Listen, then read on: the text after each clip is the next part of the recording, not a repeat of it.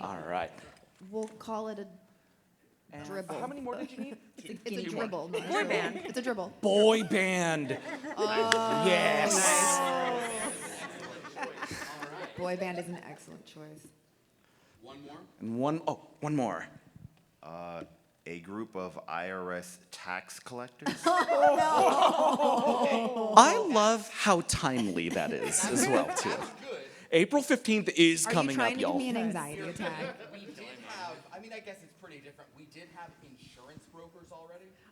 So I might say, I think we have one other suggestion right Okay, here. one other suggestion right over here. Might call that overlap. And go for it. Paranormal investigators. Good one. And that's actually the type of characters we run in our game on Friday nights on our Twitch channel. It is. Long Lost Lore, Twitch.tv and Long Lost Lore, so. And he's not a plant. He had no idea about that. Yeah, Unless he watches the channel. That's true.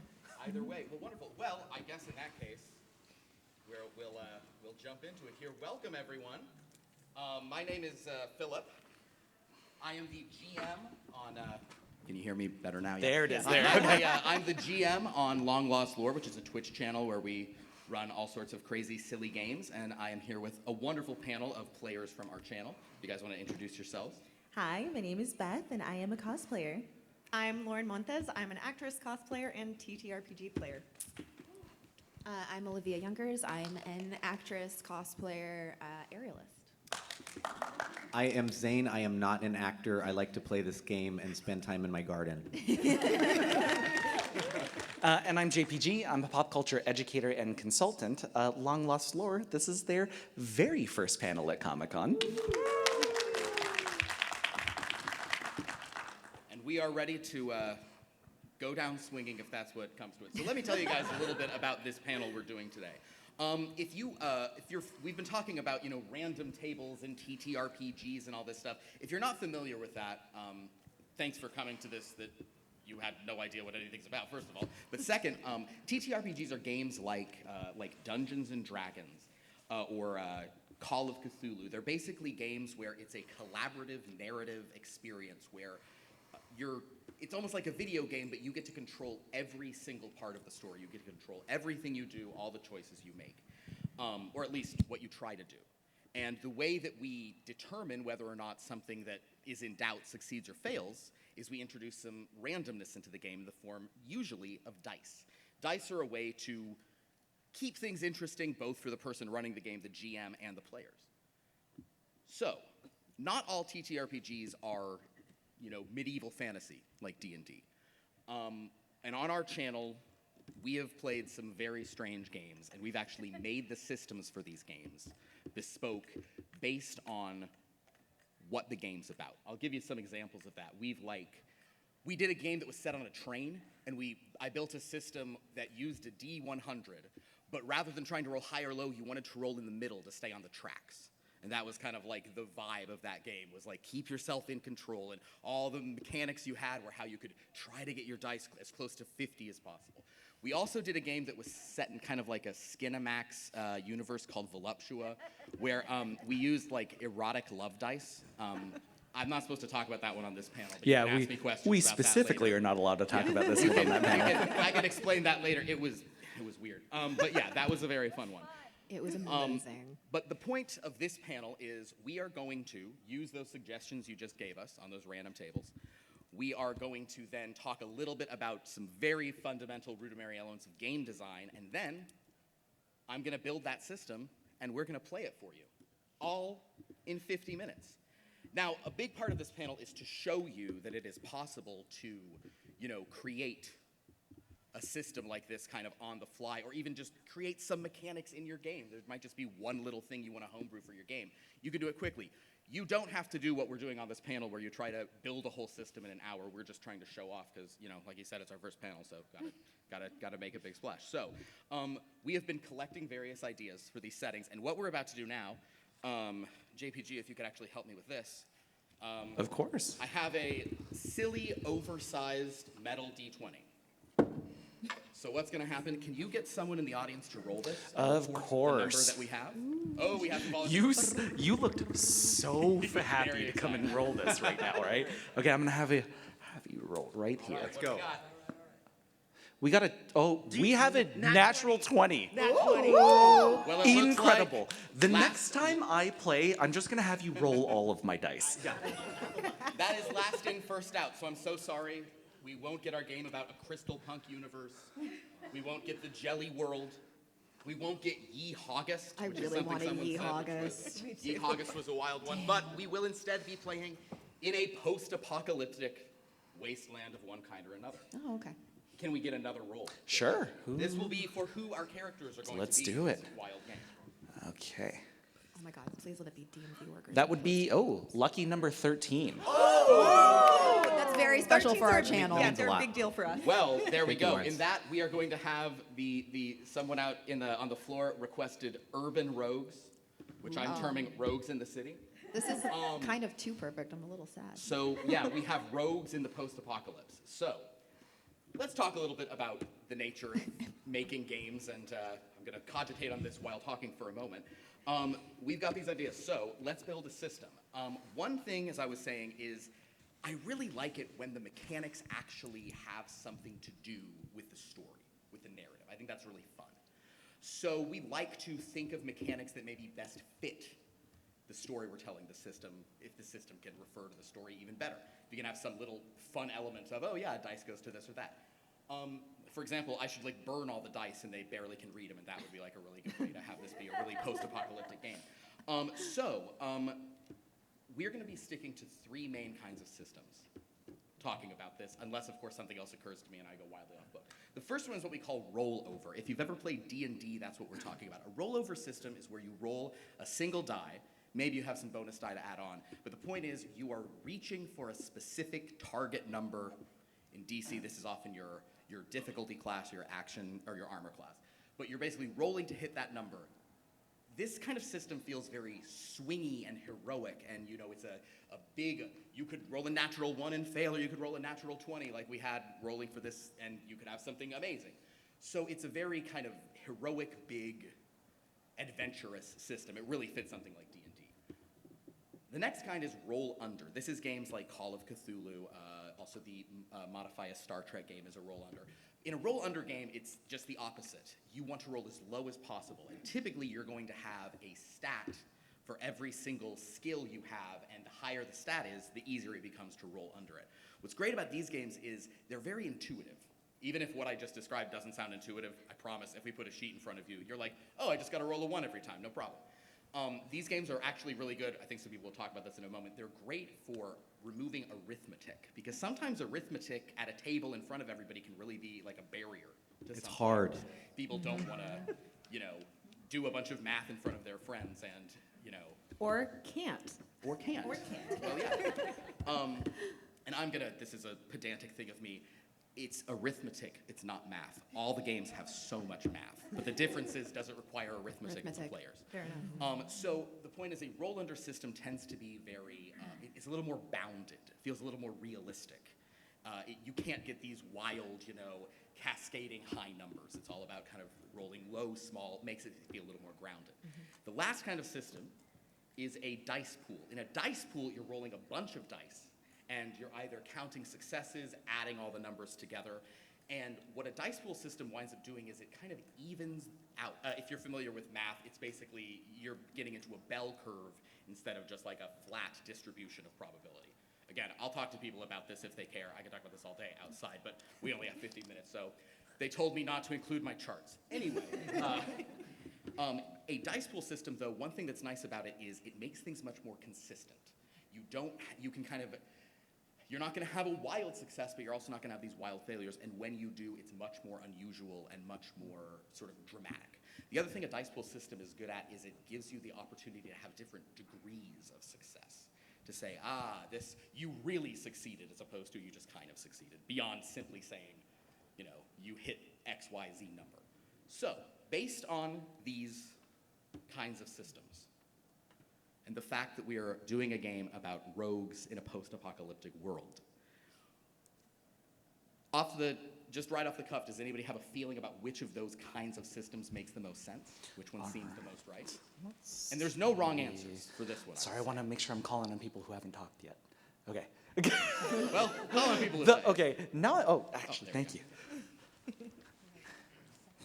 Right over here. Rollover would be best. Rollover. Okay. Yeah. Big drama. The stakes are high in the post-apocalypse. Yeah. You don't, it's not consistent in the post-apocalypse. That's true.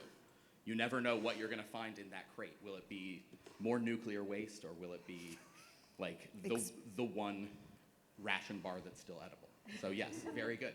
A rollover system sounds great in that case. Does anyone have a different idea? I think we can run with the rollover, but Okay. I guess I'm gonna also just ask dice-wise. You know what? I'm not gonna ask. I know what we're doing. I brought these just in case. I didn't think we'd have a system for this. This is going to use what we call I like to call them a meme die. I bought these. You guys have never played with one of these. We're gonna use Oh, boy. D30s for this game. Oh boy. It's like D20 but bigger. So go ahead and just pass these down. Yeah, that'll be our system. So I'm going to build a system real quick. I might interrupt here and there with a couple of questions, but for the most part, I think we're going to turn things over to the panel while I rapidly draw up some character sheets. So I'm here in order to ask the panel some of their expertise, especially in TTRPGs, but I wanted to start with Lauren and Zane first. Along with Philip, you're the faces of long lost lore, I would say. A couple of them.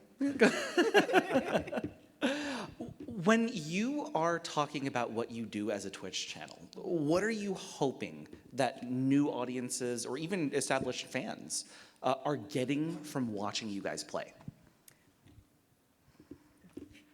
I mean, community. A lot of the people that are part of our channel are here. Mm-hmm. This is something that we get to do we were playing every Friday during the pandemic, and it was a place for so many of us to come when we felt isolated and alone.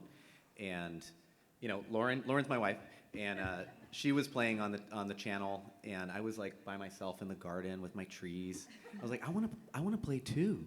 And so that it created a community for me. And it's built really a family. So, people that jump in, it's like you're included right away. You're part of this family. And I hope you have a lot of fun, because regular life isn't always so fun, but we have to balance that and make sure that we're laughing and using our imaginations. So there's a lot of participation on the community that's part of the channel and the chat. Some people, we only know their username, but they are a part of our family too. So, and we have some that we finally met. I know. Over there. Building on that, we also try to, if somebody just pops into our Twitch stream, our community and our players are always there to fill people in and make sure that they understand what's going on. So we like to kind of be an entry point for people who might be interested in TTRPGs and just aren't super familiar with it. We want to bring them in and let them know what they need to know and have them engaged in the story that's continuing, and hopefully join us for more stories that we'll have later on. But they can pop in the middle, and we'll fill them in and let them know what's going on. Perfect. Okay. With Twitch as well, too, was there a specific reason why you chose that platform over other platforms? Excuse me. I think Philip would be best to answer this. Yeah, that's because during the pandemic, that's what everyone was doing. Yeah. Well, but there is a point to say accessibility, right? If Yeah. everybody else is in that same space, making sure that you are easily findable Yes. is a great strategy for Also, this. to what Zane was saying, Twitch by far, compared to any other YouTube or anything, the chat and community system in it is so much more just robust and Yeah. yeah. I'm also a big believer in where your professions, your hobbies, anything that you do outside of the game with your friends is something that dictates your choices and how you interact with the narrative. I wanted to start with Olivia next, if we could. You are a prolific actress, and I got to nerd out about your stunt work with you yesterday. Yeah. So, what is it about your profession that translates well to the TTRPG space? So I think that the TTRPG space specifically attracts a unique intersection of people. If you're geeky, if you're neurodivergent, and if you're a performer, TTRPG becomes kind of the place where that Venn diagram intersects. And so certainly as a nerdy person and an actress, it gives me a place to play, to perform, to take on characters. And what I love about our channel is that, our Friday night games involved a high turnover rate. Our characters died very frequently, which meant that I was constantly getting to come up with new characters, new personas to step into. And so it became a playground for me as an actress, in addition to just being a fun way to hang out with my friends and have a good time. It's a lot of improv. And then also when my characters make crazy decisions, I can, even though we're sitting at a table, we're not moving around, but I can pull stunt ideas from stuff that I've done with my aerial work into the characters when I want them to do something wacky and off the cuff. So it's a lot of fun to see that play out with your imagination. Yeah, I mean, if we can expand a little bit on one of the ideas that you had just talked about as well, too. I think being an actress and in stunt work, you have this interesting grasp of movement. Sure. How does movement help you describe the narrative whenever you're playing TTRPGs? Well, it it can get very descriptive and very creative, and sometimes it's stuff that the DM's like, okay, sure, why not? We'll roll with that. Yeah, roll for it. Roll for it. Let's see if it happens. I have at times wanted to climb on top of an animal that maybe you shouldn't be able to get on top of, but get on top of their head and ride them off into the sunset. So, it gives you unique ideas for choices to make, I think. And then, sometimes I'm like, ooh, this character did this really cool thing. I want to try it out in real life and see if it's possible. So they feed into each other. Beth, taking the other side of that as well, too, being a cosplayer, aesthetic is incredibly important to what you do visually. Yes. So when we go to a storytelling aspect, like a narrative in TTRPGs, how does your aesthetic kind of inform upon your TTRPG storytelling? It's a lot to do with weaponry and how they carry things. I'm always trying to think of how would a character actually carry this. So sometimes it might be that there is something that happens to your character where they lose abilities, they lose functionality, and I have to figure out, okay, how would they actually strap this onto themselves? In addition to that, the textiles of clothing, I think about a lot. Okay, out of all of the years I've done this, you're the first encumbrance nerd that I've met. Too many video games from when I was a kid.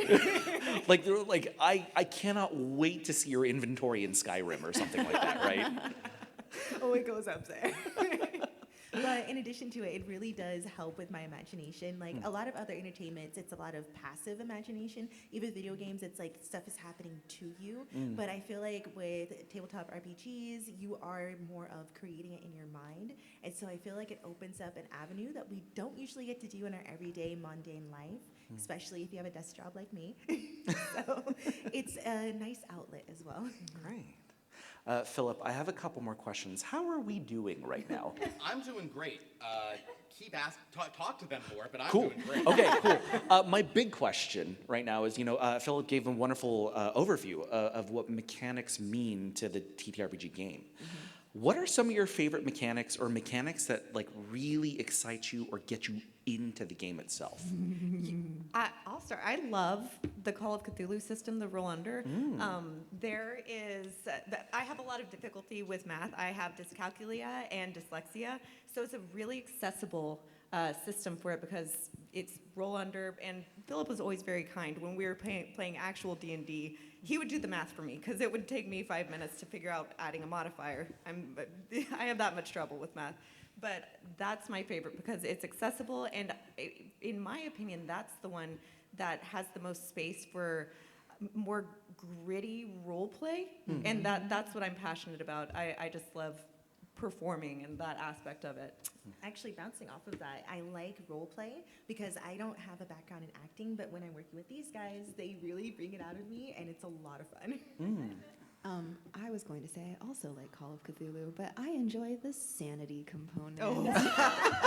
Okay, Specifically. I'm terrified the way that you said that right now. Please elaborate. So in the Call of Cthulhu system, when your characters fail at various points in the game, you will start to lose sanity points. And as you lose sanity, you get to kind of make more and more unhinged decisions, and the outcomes for your characters just become more and more unhinged.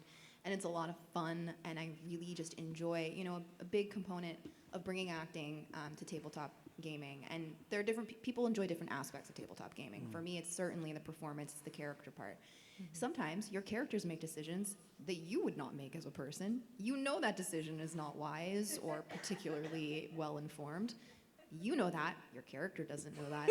And so then they make the decision and you get to let them deal with the consequences, and when it's over, you get to go home and be fine. So it's a lot of fun. Like marrying a narcissistic angel and then becoming a vampire. Yeah. Oh, that guy was misunderstood. Philip is my favorite mechanic. Philip is your favorite mechanic. One of our favorite games we played was Blood from a Stone. We played it for like 5 years. Yeah. It was 13 different domains of dread. Yes. All that we figured out, maybe a year into it, it was all based on the music of Jim Steinman, who, if you know, he wrote true. for a lot of, Meatloaf. Who else? Bonnie Tyler, Air Supply. Yeah. I might have to stop you there, though, because I am ready to give you guys a system. Oh, wow. There you go. That's okay. We're ready. So, I decided to run with the idea that this is going to be a swingy system, which is why not only I have to give you guys all more dice. Not only are we going to have a D30 rather than a D20, which introduces more anarchy, give one of those to everybody, rather than having any set modifiers. So, like in D&D, you have your proficiency bonus. This is a +2 at the beginning, a +3 at this time, blah, blah, blah.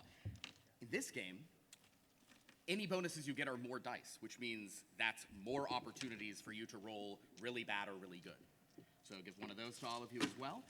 The way this system's going to work, I guess also, who would like to be our tracker? Who wants to be the tracker of the party?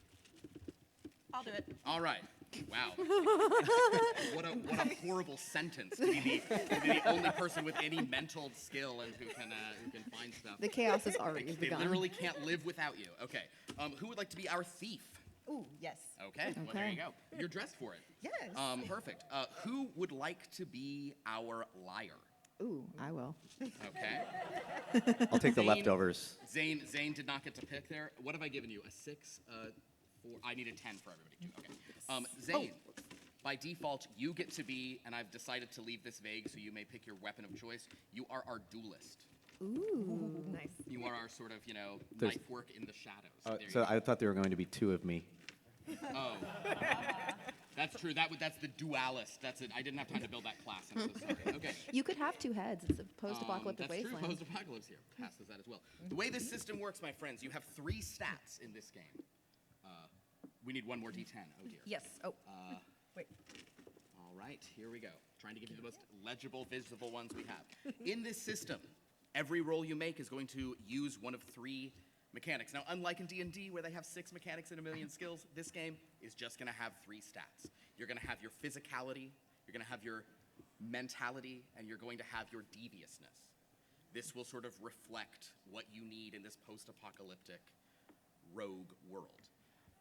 In addition, you will always roll your D30 whenever making one. But Lauren, I'm also sorry. We talk so much about accessibility and no math. It's okay. This is I'll going to do be a my high best. maths, high arithmetic system. What's going to happen is you're going to roll your D30, then you're going to roll the relevant die, D10, D8, or D4. Oh, okay. And if you are doing the thing you're best at, no matter which of your stats you're using, you can also add a D6. That's kind of up in the top middle box. You get it for stealing things. Lauren gets it for tracking. Liv gets it for lying. Zane gets it for duelisting. I know dueling is the word, but I went with duelisting. So, with that in mind, Actually, Philip, yeah, could I ask a bit of a favor? I mean, you can ask. Can you put in an NPC for me? An NPC for you? Yes. What NPC do we want? Well, no, you can make it up. That's fine. Just have one represent me. You want an NPC who is you. I will. I say this because, and I don't know. My wife is not in the room right now. Okay, so I'm also heavily involved in the TTRPG space, and the big joke that we have whenever I play a charity stream is that if one of your characters falls in love with my character, I owe my wife a purse. She is at 48 purses right now. You've just guaranteed she's going to get 4 more. So in other words, this is, I'm going to create an NPC, and if one of them romances your If NPC... one of them falls in, they don't even have a romance. If they fall in love with the NPC, if your character choices lead to that, I will have to buy a purse for my wife. So what if all 4 of the characters? Did she Okay, get 4 be purses? cool. Yeah, I literally said All right, well, in that case, we're going to go to the post-apocalyptic wasteland. No one knows what this place used to be called. For now, we simply call it the Burn. And I know that's a Star Trek thing, but I'm imagining more of like a volcano thing, not whatever that wound up being. In this blighted, burnt realm, mostly things just look like, volcanic rock, but every once in a while you come upon some charred tower of metal bent, the remnants of what could have been a large tower of some kind. None of you are really sure exactly the nature of the world that came before. Things were infernoed into whatever remains behind. But you've all learned to survive by your wit, your skills, and your cruelty. The 4 of you are a band of what they call the Rogues, of one of the few cities that remains in this burned area. For ease, we'll call it the city. In this city, there is you wouldn't really call it a bar, but it's the place that you can get some of the very terrible alcohol that remains. We'll join you here in this bar where an individual has come to you. This is not JPG, by the way. An individual has come to you requesting your assistance procuring an item. So we're in the back corner of this dark, fetid room. You can still feel the latent heat of the volcanic rock outside. You're not really sure the time as the sun is largely blacked out by ash, clouds. But as this person sits down, they say to you,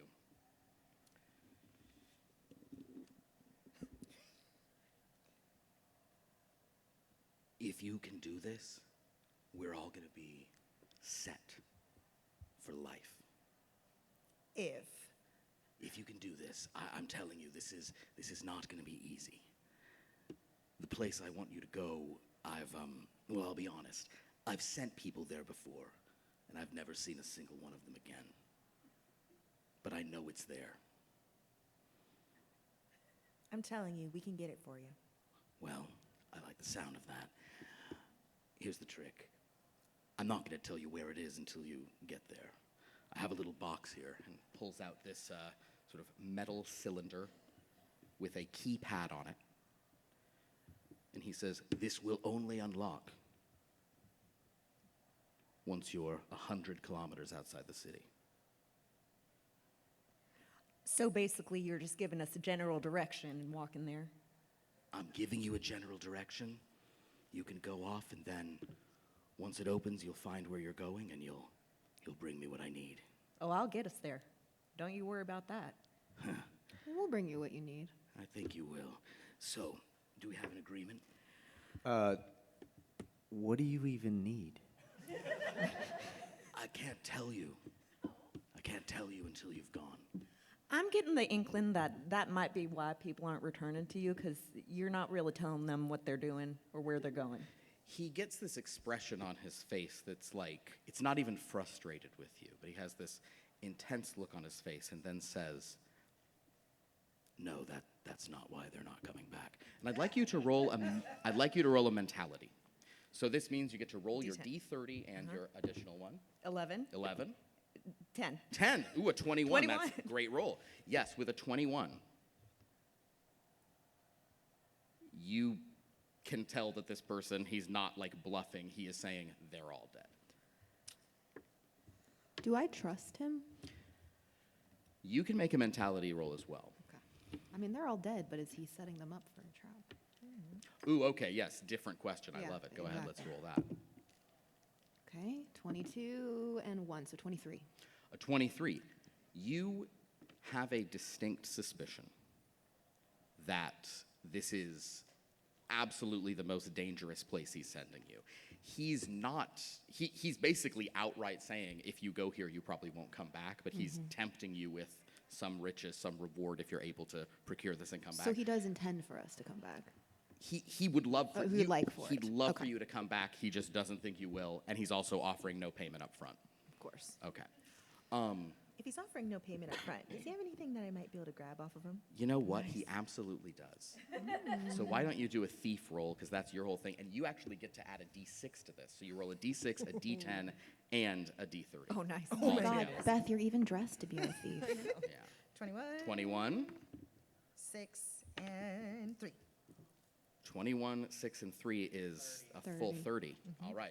And 30, Arithmetic. like in D&D 20, that's a real good roll. Yes, he has a very nice ring. You're able to pull it off of his finger without him even he doesn't even feel a thing. I'm going to reach out to shake his hand and do so. Be a Understood. little bit more sly. The ring is in your hand, no issues. Also, Zane, you're a duelist. You want to fight anyone in the background? I've been waiting for my drink this whole time. All right.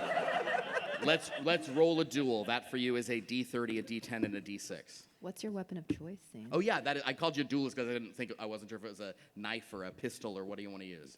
It's an old.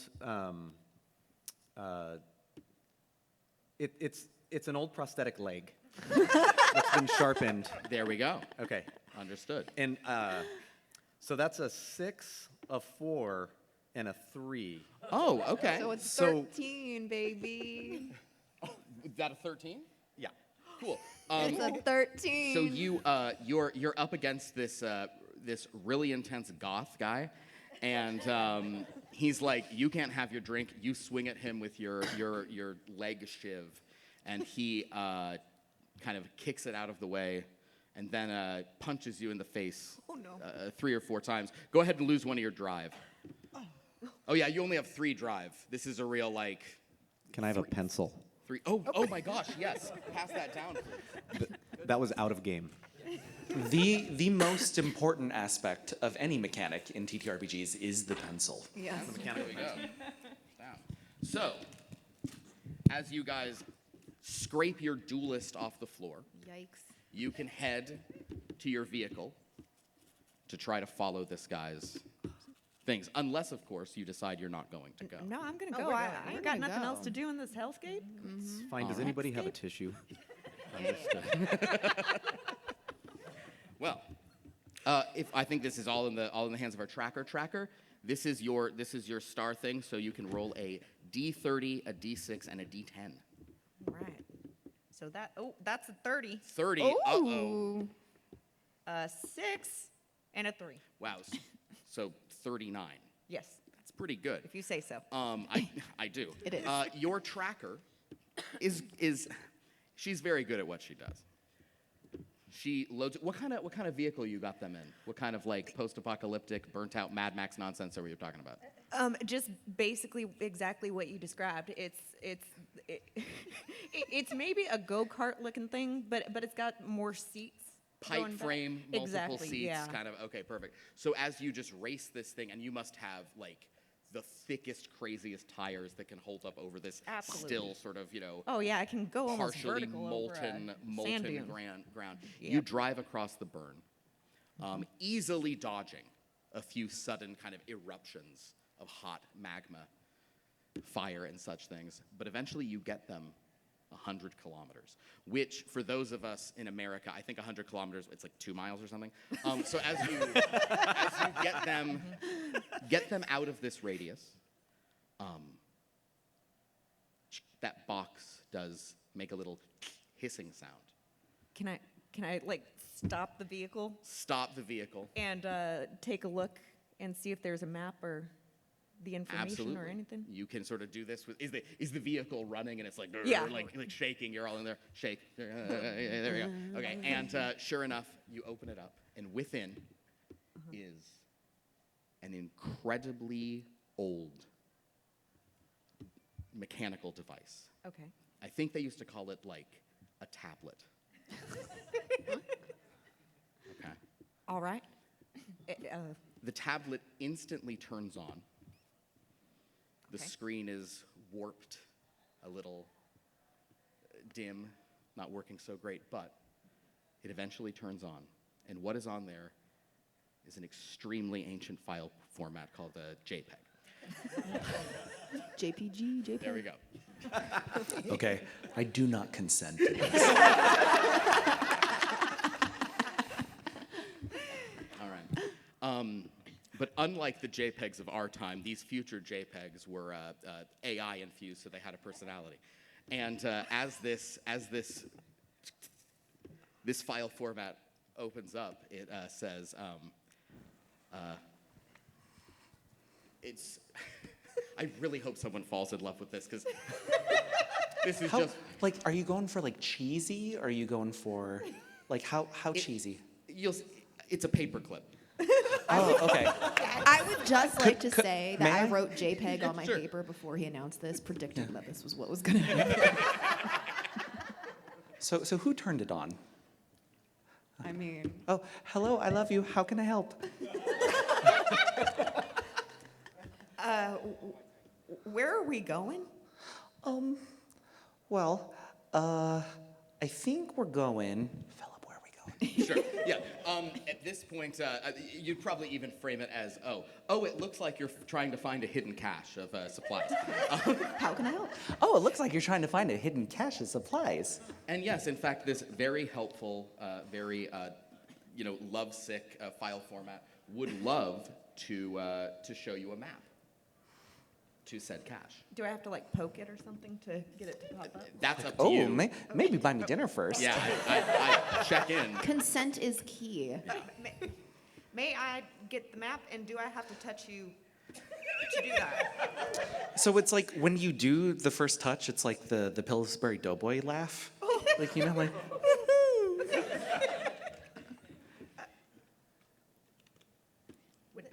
Was that it? Is it who a place? and I would say that he drops like another JPEG of like, you know, what you need. Yeah. Aren't you There is supposed a- to know there's a- places? You're our tracker. Thank you. She's the tracker, but thank you. I think I'm in love. But what you see here is this is leading you toward this is leading you to a very rough area of the burn where there are still active, like volcanic action going on. Great. But there appears to be some kind of structure hidden within Okay. that this little tablet is leading you towards. I will tell you, looking at this, no roll required, you all suspect that this is an incredibly dangerous area that you're going. But you had no idea there was a structure of this size out there. You're not even sure if it's still around. All right. Well, that cute little thing just told us to go to the structure over there, and I can get us there, but it's gonna be dangerous. Y'all ready? Let's do this. Yeah. Let's get wasted. Turn on my car, and we'll. Turn on the car. You can go.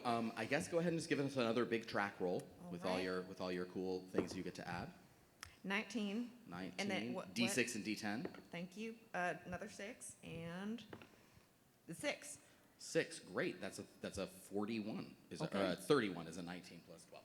So with that, a 31, you manage to get them where you're going, and you do avoid the worst of these like sudden, dangerous things. There's a couple of times where the rest of you in this car are like, this is so stupid. What are we doing in this car with her? She's gonna get us killed. But for the most part, you're able to traverse to the area where you in the distance can see that there is a structure, a large metal structure. There's actually a few of them. Looks like this was some kind of larger facility at some point. That's still in the distance. Between you and it is some extremely treacherous terrain that you have a choice to make as a team. You can either try to drive it, which means you are going to burn up part of this car, maybe making it harder in the future, but you're more protected from what's around you, or you guys can try to go on foot. Well, the trouble is going to be getting back as well. So, Yeah, we might want to save the vehicle so we can get back. I'm Yeah. sick of sitting in the middle. It would be Quit nice if we invested complaining. in some like doors or something to protect us from the elements. It's also a in the protective future. structure, yeah, exactly. All right. I, What do I think, yeah, we should walk. And on foot. Yep. Oh man, this could be the most anticlimactic game of all time. But on some level, that's appropriate for the post-apocalypse. All right, my friends, it is time to walk the lava. okay. All right, I need every single one of you to make a physicality roll. Okay.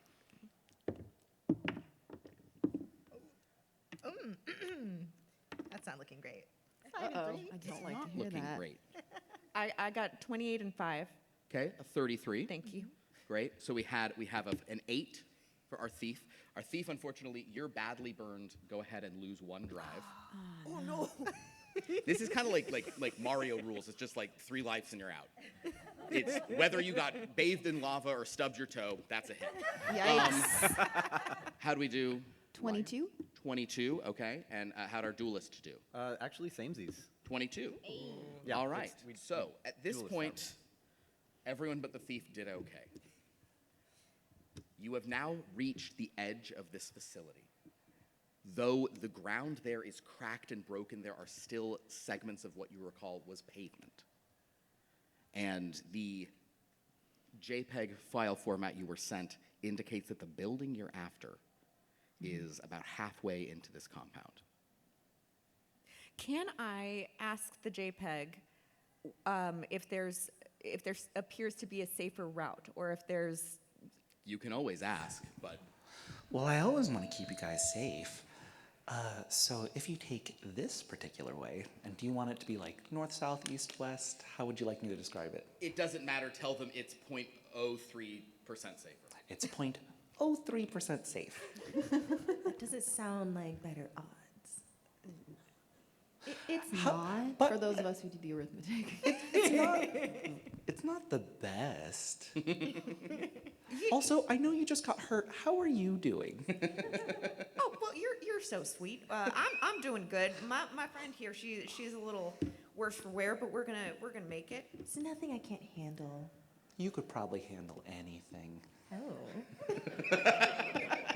Well, here, I'm gonna let you hold it then. All right. Put it in my bag. With that, you've been given this relatively safer route, and you begin going that way. Sure. That's the good news. The bad news is that something activates ahead of you. Crud. Some kind of mechanical defensive system awakens. You all hear a little buzz, and now here is where we're going to get into the fact that this is a rogues game. If any of you would like to push one of your fellow rogues into the path of these attacks to prevent yourself from taking any damage, you may attempt a deviousness roll. Is anyone going to do so? Real quick, do we have any sense what kind of building this was? Is there any signage, anything that would indicate what it used to be? Not yet. Okay. At this point, it's all too burned. Yeah, you're doing so. I'm gonna do it. Okay, I'm who are you gonna do it. pushing? Zane. Did I tell you? Anybody else? I was gonna push Zane too, 'cause I'm not pushing anybody, I'm just following behind them. Understood. Well, no, at this point, to get behind, you got to push. Oh, all right. It's deviousness is the only way to not be in the front of this. I mean, I might push the tracker. She's supposed to be leading us. Okay, cool. So you're pushing Lauren. You're pushing Zane. eating, not fighting. Lauren, are you also pushing Zane? Yeah. Okay, Zane, are you pushing anyone? I'm pushing my way toward danger. Okay, understood. Well, in that case, I need my 3 devious ladies to roll. Is this just a straight D30 or? This is a D30 plus whatever your devious die is. 20 and a 1. That's a 21. 21? That was easy. Ooh, that was 13. 13, okay. Liv, what'd you have? 9. 9. Liv, you attempt to push the tracker, but she is too busy trying to push That makes someone sense. else, which means you stumble forward. Meanwhile, you try to push the tracker, and it doesn't go so well. But, so you also kind of stumble forward, but Lauren, our tracker rather, really pushes the duelist forward. So now the duelist and the liar are in front. However, the duelist said he was running forward to do some dueling. So duelist, you can do a duel. That's exactly what I'm here to do. He's here to duel. And I'm going to roll over here myself. And did you say I'm rolling? You are rolling. Yes. Roll, baby, roll. Okay, that's an 18. That's a 9. Beautiful. And a 2. A 2. 29. 18, 9, 2, 20, 29. So, with that, this machine starts firing off some rounds at you. Unfortunately, our liar is hit with one, so lose a drive. but our duelist moves. He's so upset from when he got punched by the goth guy that he's like in it. You move up, and you use your use your leg weapon. Yeah, use the leg weapon, but with a nice spin. Okay, sure. And then a little jump afterward. A nice little spin. Can you make that cool for me? Yeah, he does a nice spin and little jump afterward, but it's really cool. So with that, takes it out, and you destroy this kind of you realize it's this like mounted telescoping arm that was firing stuff at you guys. You make it look like you're like kicking Yeah. them back. So that's the good news. The bad news is at this time, the JPEG in your pocket wonders why you hurt one of its good friends. Oh no. Oh, JPEG, are you okay? It's okay. I think I love you guys more now. Oh wow! Do you NPCs say gone that, rogue. JPEG? Oh yeah. I'd Well, in- sacrifice myself for them. Well, in that case, hearing this in the network of this AI company campus that you guys have come to try to reawaken this AI, hearing that, the AI has decided that humanity has compromised its systems. So all around the campus, the AI hardware, robotic machinery, much of it, telescopes out, then crumbles down. But some of these machines are still very active. And they begin targeting all of you and the JPEG. Your love has doomed us. Can JPEG control them at all? JPEG, should we see if you can control them? Please roll for me, Philip. I'm the worst at rolling. It's a 2. So, JPEG attempts to control, and you literally see, like, other robot imagery come in and unfold the paperclip. Oh my god. It's the post-apocalypse, guys. I don't know what to tell you. At this point, this facility is attempting to annihilate you and any other rogue AI who are siding with humans. Are there any other interfaces to talk to the AI there, or can we only talk through JPEG? We have 2 minutes left, so at this point, No. all you can do is run. Okay. But would anyone like to push anyone else down to do so? Yes. Can't we still get the thing that we were there for? No. You want to try to get the thing? Yeah. Okay. You're going to get the thing. Is anyone going to push aside anyone else running for safety? Yeah, I'm getting it out of here. Okay, so you're pushing someone down? Nah, I'm going for the thing. You're going for the thing. Wow. Okay. You're pushing someone down? Do I have to push someone down, or You can know I what? just I guess run? not. If they're running for the thing, you I'm can just gonna run. run. Duelist, what are you doing? Just doing like spins with my sword. All right, cool. Duelist, roll me a duel, and you two, you roll a track, you roll a thievery. Okay. Wait, and track is. So Okay, track what am for I- you, this will be for both of you actually, this is a D10, a D30, and a D6. Okay. Swingy. Oh wait, I didn't roll the other dice for the thing when it destroyed you. Sorry, hold on, let's see. Or when you tried to not be Philip, destroyed. it would not have helped. It wouldn't have helped, really. We had a 2 on the base. That was not going to get If better. we can't talk to the AI, you don't need a liar, so I'm I got a 24. A 24. How'd you do? I have a 21. 21. The two of you do an excellent job in the low 20s of running into this facility, dodging shots from, collapsing AI systems, and you make it to the facility. You find the, computer core that he was sending you here to find. The MacGuffin.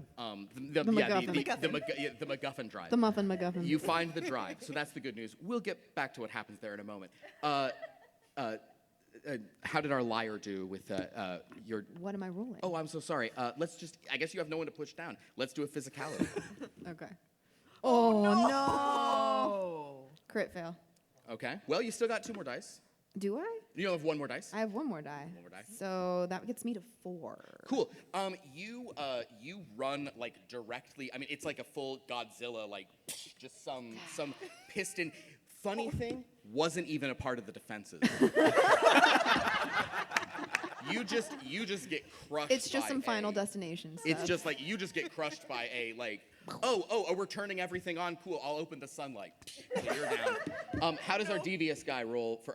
How does our duelist roll? Roll a 30. Roll a 30. All right. If you are just spinning around, you do the coolest moves. with a knife shiv before eventually being destroyed by various AI machinery. Meanwhile, the two of you who made it in there, you do find the core, and that's great. But at this point, all of this activity has triggered a volcanic eruption. So as the ground begins to break apart, as the flashing image of an unfolded paperclip JPG is on your screen, as you're holding this core that was so valuable about to drift into the magma, is there anything you'd like to say? I'm gonna stick my hand up as I fall in. That's great. What about our tracker? Well, shoot. And with that, TPK, a few people baby. said, will we get a TPK? And the answer is today we will. So that was our Makeshift Mechanics panel. Quickly, you guys can say your socials and handles, and you can ask us any questions out there if you'd like, but thank you all so much for coming. I am Darth Pool on most platforms, mostly Instagram. The rose explodes. I'm the Olivia Youngers. Zane's Words or Zane's Swords, however you want to look at it. And I'm at Speaker JPG. Thank you again for attending, everyone. Thank you. Thank you all so much. Armageddon out of here. I had to get one in. Yes, I wrote that down as well. Fun stuff. All right.